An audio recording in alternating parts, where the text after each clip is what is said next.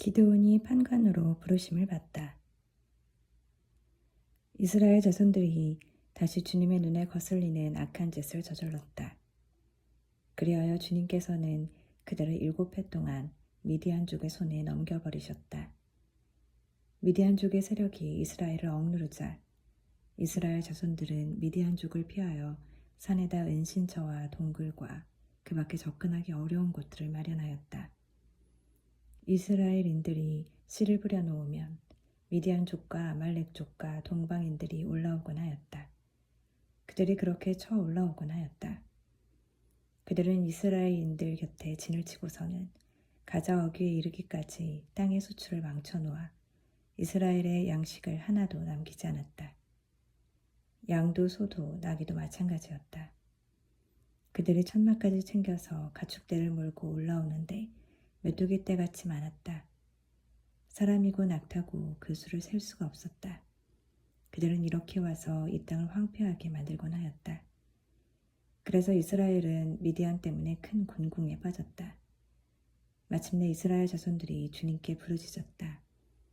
이스라엘 자손들이 미디안 때문에 주님께 부르짖자 주님께서 예언자 한 사람을 이스라엘 자손들에게 보내셨다.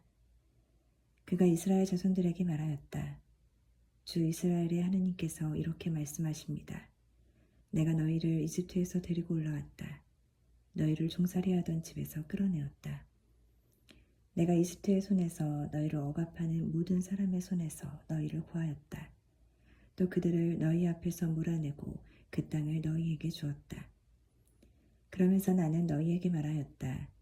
나는 주 너희 하느님이다. 너희가 아모리족의 땅에 산다고 해서 그 신들을 경외해서는 안 된다.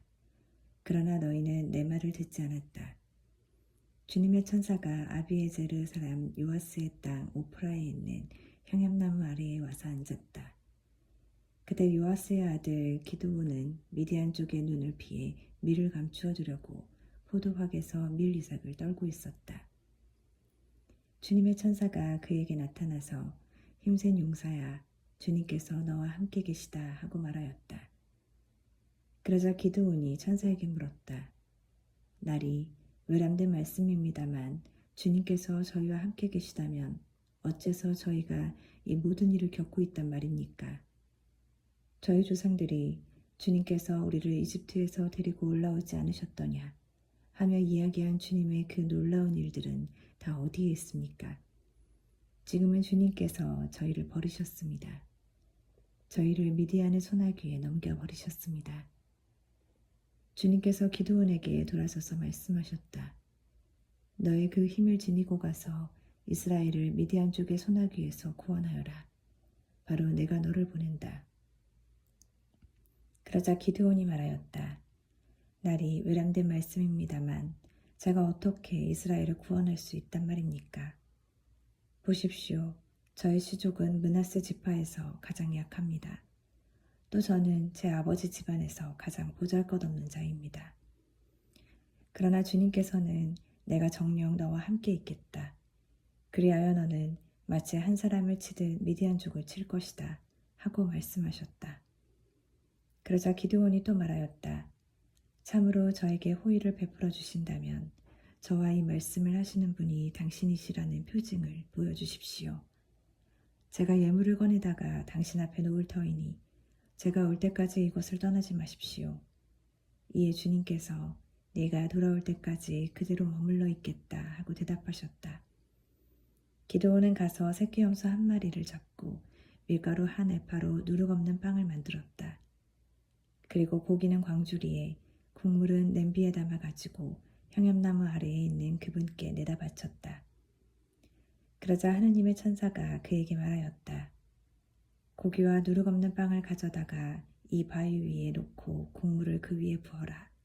기드온이 그렇게 하였더니 주님의 천사가 손에 든 지팡이를 내밀어 그 끝을 고기와 누룩 없는 빵에 대었다. 그러자 그 큰 돌에서 불이 나와 고기와 누룩 없는 빵을 삼켜버렸다. 그리고 주님의 천사는 그의 눈에서 사라졌다. 그제야 기드온은 그가 주님의 천사였다는 것을 알고 말하였다. 아, 주 하느님, 제가 이렇게 얼굴을 맞대고 주님의 천사를 배웠군요. 그러자 주님께서 그에게 안심하여라. 두려워하지 마라. 너는 죽지 않는다 하고 말씀하셨다. 그래서 기드온은 그곳에 주님을 위하여 제단을 쌓고 그 이름을 주님은 평화라고 하였다. 그 제단은 오늘날까지 아비에제르 사람들에게 속한 오프라에 서 있다. 그날 밤에 주님께서 기드온에게 말씀하셨다. 네 아버지의 황소, 곧 7살 된 둘째 황소를 끌어오너라. 그러고 나서 내 아버지의 바알 제단을 허물고 그 곁에 있는 아세라 목상을 잘라버려라. 그런 다음 이 요새 꼭대기에 주 너희 하느님을 위하여 합당한 순서에 따라 제단을 쌓고 그 둘째 황소를 끌어다가 내가 잘라버린 아세라 목상의 나무로 불살라 번제물로 바쳐라. 기드온은 종들 가운데 10사람을 데리고 주님께서 이르신 대로 하였다. 그러나 아버지 집안 사람들과 성읍 사람들이 두려워 그 일을 낮에 하지 못하고 밤에 하였다. 이튿날 아침 일찍 성읍 사람들이 일어나 보니 바알 제단이 헐리고 그 곁에 서 있던 아세라 목상이 잘렸으며 새로 쌓은 제단 위에서 둘째 황소가 받쳐지고 있었다. 그들은 누가 이런 짓을 하였나 하고 서로 물었다. 그들은 조사하고 캐물은 끝에 요아스의 아들 기드온이 이런 짓을 하였다 하고 말하였다. 그리하여 성읍 사람들이 요아스에게 그대의 아들을 끌어내시오. 그는 죽어 마땅하오. 그가 바알 제단을 헐고 그 곁에 서 있던 아세라 목상을 잘라버렸소 하였다. 그러자 요아스가 둘레에 선 모든 이에게 말하였다. 그대들은 바알을 옹호하는 거요. 그대들이 바알을 구원할 수라도 있다는 말이요. 바알을 옹호하는 자는 내일 아침까지 죽음을 면치 못할 것이요. 자기 제단이 흘렸으니 바알이 신이라면 자신을 직접 옹호해보라고 하시오. 그날 기드온은 여룻바알이라는 이름을 얻었다. 그것은 그가 바알의 제단을 헐었으니 바알은 그에게 맞서 자신을 옹호하라는 뜻이다. 그때 온 미디안족과 아말렉족과 동방인들이 함께 모여 강을 건너와 이즈르의 평야에 진을 쳤다. 그러자 주님의 영이 기드온을 사로잡았다. 그리하여 기드온은 나팔을 불어 자기를 따르라고 아비에제르 사람들을 소집하였다. 그는 또 전령들을 온 므낫세 땅으로 보내어 그들도 자기를 따르도록 소집하였다. 아세르와 즈불룬과 납탈리에도 전령들을 보내니 그들도 적에게 맞서려고 올라왔다. 기드온이 하느님께 아뢰었다. 이미 이르신 대로 저를 통하여 이스라엘을 구원하시렵니까? 그렇다면 제가 타작마당에 양털 뭉치 하나를 놓아두겠습니다. 이슬이 그 뭉치에만 내리고 다른 땅은 모두 말라 있으면 이미 이르신 대로 저를 통하여 이스라엘을 구원하시는 줄로 알겠습니다.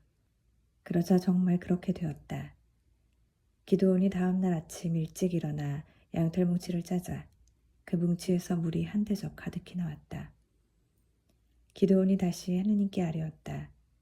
제가 한 번 더 아른다고 노여워하지 마십시오. 이 양털 뭉치로 한 번만 더 시험해보게 해주십시오. 이 뭉치만 말라있고 다른 땅에는 이슬이 내리게 해주십시오. 하느님께서는 그날 밤에도 그대로 해주셨다. 그 뭉치만 말라있고 다른 땅에는 이슬이 내렸던 것이다.